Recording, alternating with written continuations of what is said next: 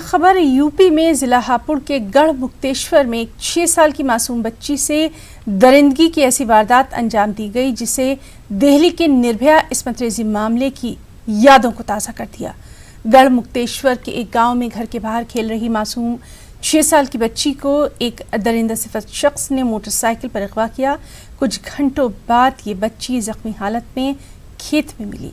Medical जांच में बच्ची का रेप किए जाने की तस्दीक की गई। हापुड़ में शुरुआती इलाज के दौरान हालत बिगड़ने पर इस बच्ची को मेरठ मेडिकल कॉलेज मुंतकिल किया गया।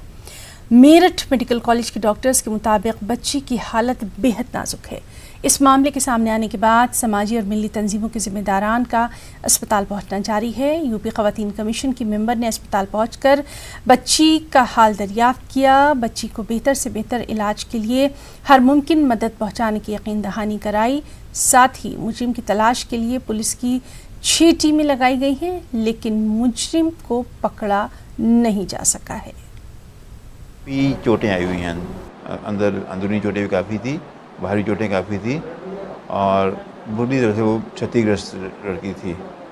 उसको पहले वहाँ पर उसका जांच कराई गई, मेडिको लीगल हुआ उसको इमरजेंसी में भर्ती कराया गया और उसके बाद कल उसका एक बड़ा ऑपरेशन किया गया है जिसमें इसको कोलोस्टमी कहते हैं की गई है।